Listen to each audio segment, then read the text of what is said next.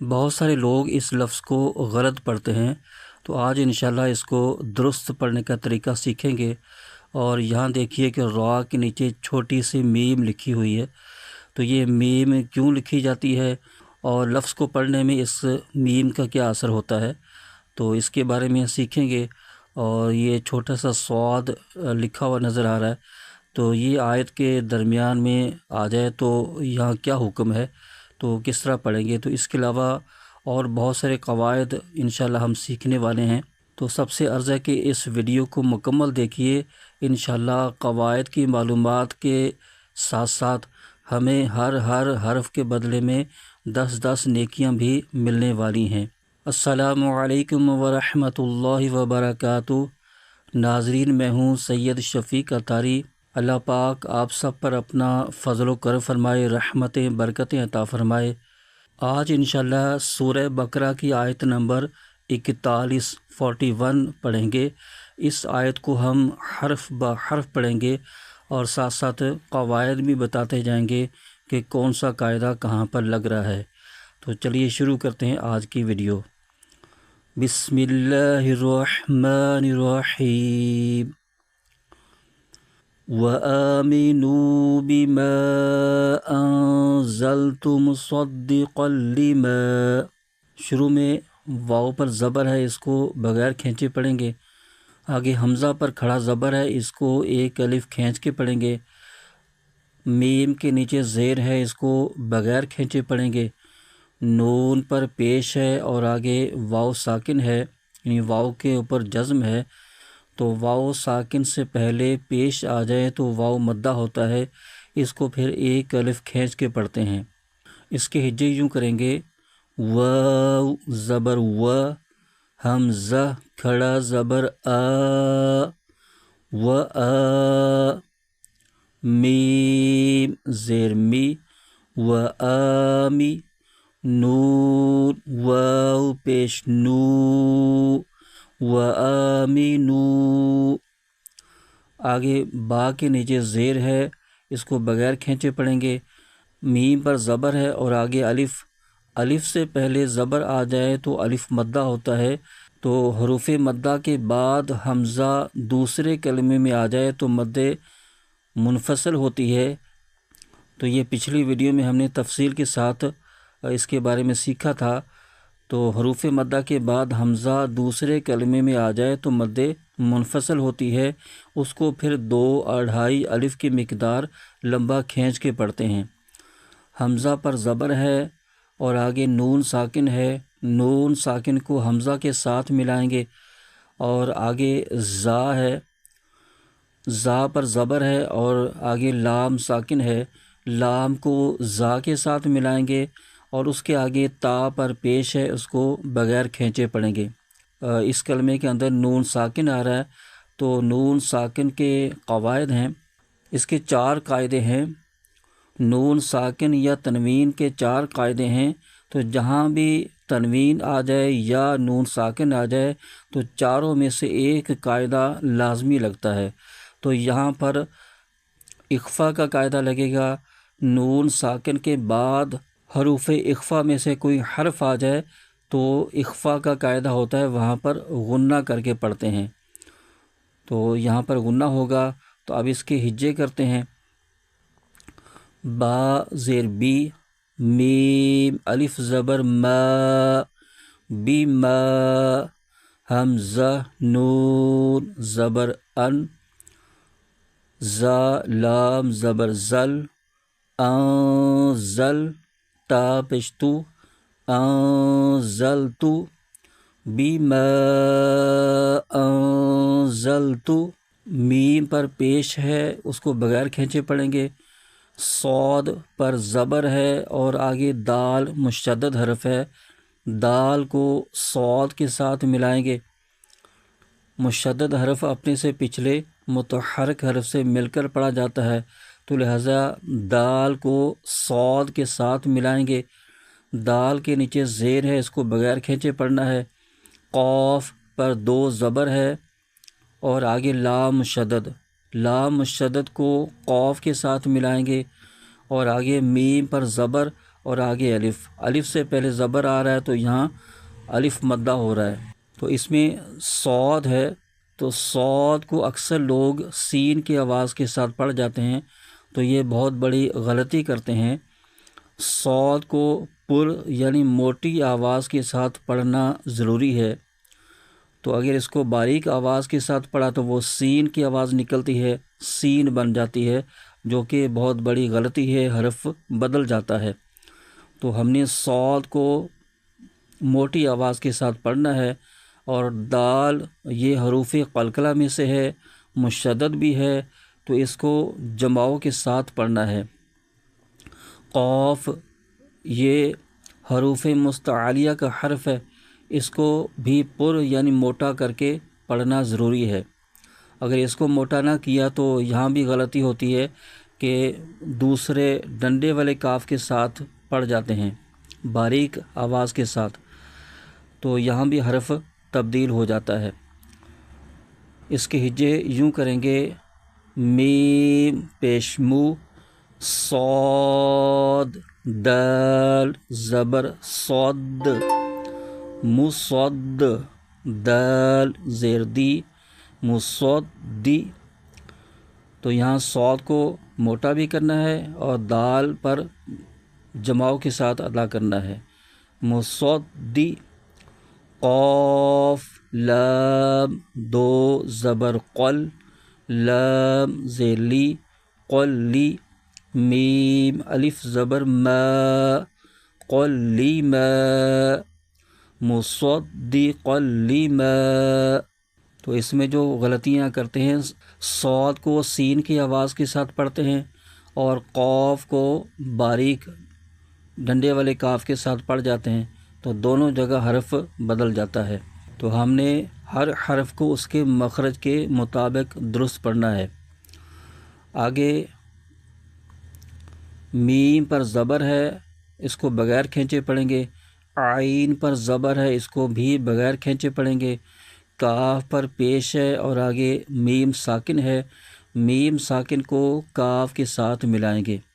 اس کے ہجے یوں کریں گے: میم زبر ما، عین زبر ع، مع، کاف میم پیش کم، معکم۔ آگے وَلَا تَكُونُوا أَوَّلَ كَافِرٍ بِهِ، واو پر زبر ہے، اس کو بغیر کھینچے پڑھیں گے۔ لام پر زبر ہے اور آگے الف، تو یہاں الف مدہ ہو رہا ہے، اس کو ایک الف کھینچ کے پڑھیں گے۔ تا پر زبر ہے، اس کو بغیر کھینچے پڑھیں گے۔ کاف پر پیش ہے اور آگے واو ساکن ہے، واو ساکن سے پہلے پیش آ جائے تو واو مدہ ہوتا ہے، اس کو ایک الف کھینچ کے پڑھتے ہیں۔ نون پر پیش ہے اور آگے واو ساکن، تو یہاں بھی واو مدہ ہو رہا ہے، تو اس حروف مدہ کے بعد حمزہ دوسرے کلمے میں آ رہا ہے، تو لہٰذا یہاں پر مد منفصل ہوگی، جو کہ ہم پہلے سیکھ چکے ہیں۔ مد منفصل کو پھر 2.5 الف کے مقدار لمبا کھینچ کے پڑھیں گے۔ حمزہ پر زبر ہے اور آگے واو مشدد ہے، واو مشدد کو حمزہ کے ساتھ ملائیں گے۔ واو پر زبر ہے، اس کو بغیر کھینچے پڑھنا ہے۔ لام پر زبر ہے، اس کو بھی بغیر کھینچے پڑھنا ہے۔ اس کے ہجے یوں کریں گے: واو زبر و، لام الف زبر لا، ولا، تا زبر تا، کاف واو پیش کو، ولا تکو، نون واو پیش نو، ولا تکونو، حمزہ واو زبر او، واو زبر و، او، لام زبر لا، اول، ولا تکونو اول۔ آگے کاف پر زبر ہے اور آگے الف، الف سے پہلے زبر آنے سے الف مدہ ہوگا، اس کو ایک الف کھینچ کے پڑھیں گے۔ فا کے نیچے زیر ہے، اس کو بغیر کھینچے پڑھنا ہے۔ را کے نیچے 2 زیر ہے یعنی تنوین ہے، اور تنوین کے بعد آگے حرف با آ رہا ہے، تو جیسے میں نے پہلے عرض کیا کہ جہاں بھی تنوین یا نون ساکن آئے گا تو اس کے 4 قاعدے ہیں، چاروں میں سے ایک قاعدہ لازمی آتا ہے، تو یہاں پر اقلاب کا قاعدہ آ رہا ہے۔ تو را کے نیچے 2 زیر تنوین اور اس تنوین کے بعد حرف با آ رہا ہے، تو تنوین کے بعد حرف با آ جائے تو اقلاب کا قاعدہ ہوتا ہے۔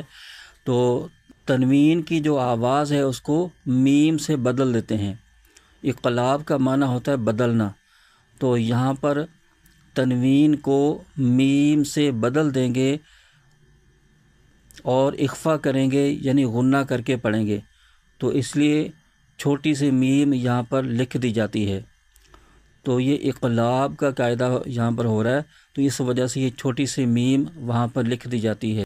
با کے نیچے زیر ہے، اس کو بغیر کھینچے پڑھیں گے۔ ہا کے نیچے کھڑا زیر ہے، اس کو ایک الف کھینچ کے پڑھیں گے۔ ہجے یوں کریں گے، کاف الف زبر کا، فا زیر فی، کافی، را با 2 زیر رم، کافی رم، با زیر بی، کافی رم بی، ہا کھڑا زیر ہی، کافی رم بی ہی، تو یہاں پر غنہ ہو رہا ہے را کے نیچے، کافی رم بی ہی۔ آگے یہ چھوٹا سا صاد لکھا ہوا ہے، تو یہ آیت کے درمیان آ جائے تو یہ وقفے مرخص کی علامت ہے، تو یہاں پر رکنا جائز نہیں، تو یہاں پر ملا کر پڑھنا ہوتا ہے۔ تو صاد جہاں بھی آیت کے اندر لکھا آ جائے تو وہاں پر ٹھہرنا نہیں، بلکہ وہاں پر ملا کر پڑھنا ہوتا ہے، تو ملا کر پڑھیں گے۔ آگے واو ہے، واو پر زبر ہے، اس کو بغیر کھینچے پڑھنا ہے۔ لام پر زبر ہے اور آگے الف، تو یہاں الف مدہ ہو رہا ہے، اس کو ایک الف کھینچ کے پڑھیں گے۔ تا پر زبر ہے اور شین ساکن حرف ہے، شین کو تا کے ساتھ ملا دیں گے۔ آگے تا پر زبر ہے، اس کو بغیر کھینچے پڑھیں گے۔ را پر پیش ہے اور آگے واو ساکن، واو ساکن سے پہلے پیش آ جائے تو واو مدہ ہوتا ہے، اس کو ایک الف کھینچ کے پڑھتے ہیں۔ اب اس کے ہجے یوں کریں گے، واو زبر و، لام الف زبر لا، ولا، تا شین زبر تش، تا زبر تا، تش تا، را واو پیش رو، تشترو، ولا تشترو۔ آگے با کے نیچے زیر ہے، اس کو بغیر کھینچے پڑھیں گے۔ حمزہ پر کھڑا زبر ہے، اس کو ایک الف کھینچ کے پڑھیں گے۔ آگے یا پر کھڑا زبر ہے، اس کو بھی ایک الف کھینچ کے پڑھیں گے۔ تا کے نیچے زیر ہے اور یا ساکن ہے، یا ساکن سے پہلے زیر آ جائے تو یا مدہ ہوتا ہے، اس کو بھی ایک الف کھینچ کے پڑھتے ہیں۔ اس کے ہجے یوں کریں گے، با زیر بی، حمزہ کھڑا زبر آ، بی آ، یا کھڑا زبر یا، بی آ یا، تا یا زیر تی، بی آ یا تی۔ آگے سا پر زبر ہے، اس کو بغیر کھینچے پڑھیں گے۔ میم پر زبر ہے، اس کو بھی بغیر کھینچے پڑھیں گے۔ نون پر 2 زبر ہے، یعنی تنوین ہے، اور اس کے آگے قاف حرف آ رہا ہے، تو یہاں بھی اخفا کا قاعدہ ہو رہا ہے۔ تنوین کے بعد قاف حروف اخفا میں سے ہے، تو لہٰذا یہاں پر اخفا ہوگا، غنہ کر کے پڑھیں گے۔ قاف پر زبر ہے، اس کو بغیر کھینچے پڑھیں گے۔ قاف حروف مستعلیہ کا حرف بھی ہے، اس کو موٹا بھی کر کے پڑھیں گے۔ لام کے نیچے زیر ہے اور آگے یا ساکن، یا ساکن کو لام کے ساتھ ملائیں گے، اور آگے لام پر 2 زبر ہے اور اس کے آگے واو مشدد حرف ہے، تو واو مشدد کو لام کے ساتھ ملائیں گے۔ واو پر زبر ہے، اس کو بغیر کھینچے پڑھیں گے۔ اس کے ہجے یوں کریں گے، سا زبر سا۔ ناظرین، ایک بڑی غلطی کرتے ہیں لوگ کہ سا کو سین کی آواز کے ساتھ پڑھتے ہیں، سا کو صحیح مخرج سے ادا نہیں کرتے، تو لہٰذا سین کی آواز کے ساتھ پڑھتے ہیں، جو کہ بہت بڑی غلطی ہے۔ سا کا مخرج یہ ہوتا ہے کہ زبان کا سرا اوپر کے دانتوں کے اندرونی کنارے سے ادا کرنا ہوتا ہے، تو وہیں سے ہم ادا کریں گے سا زبر سا، میم زبر ما سم، نون دو زبر نن سمنن، قوف زبر قو، لام یا زیر لی قلی، لام واو دو زبر لوں، واو زبر و، لوں و، قلیلا و، ثمنا قلیلا و، لام پر دو زبر ہے اور آگے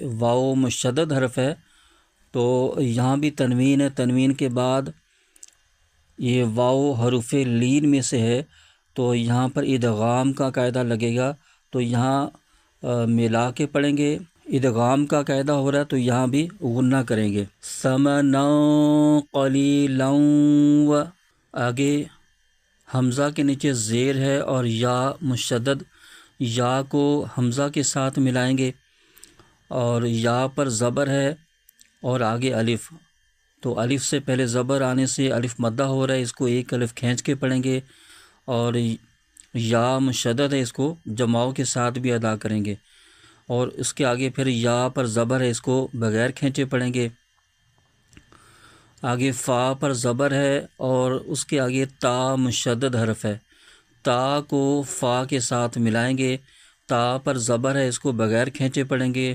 قوف پر پیش ہے اور آگے واو ساکن ہے، واو ساکن سے پہلے پیش آ جائے تو واو مدہ ہوتا ہے، اس کو ایک الف کھینچ کے پڑھیں گے، نون کے نیچے زیر ہے اور آگے وقف تام یعنی آیت مکمل ہونے کی علامت ہے، یہاں وقف کریں گے تو وقف کی صورت میں نون کی زیر ختم ہو جائے گی اور یہ نون ساکن ہو جائے گا، ہجے یوں کریں گے، حمزہ یا زیر ای، یا زبر یا، ای یا زبر یا، ای یا، فا تا زبر فت، تا زبر تا، فت، قوف واو پیش قو، فتقو، نون زینی، فتقونی، آگے وقف، فتقون،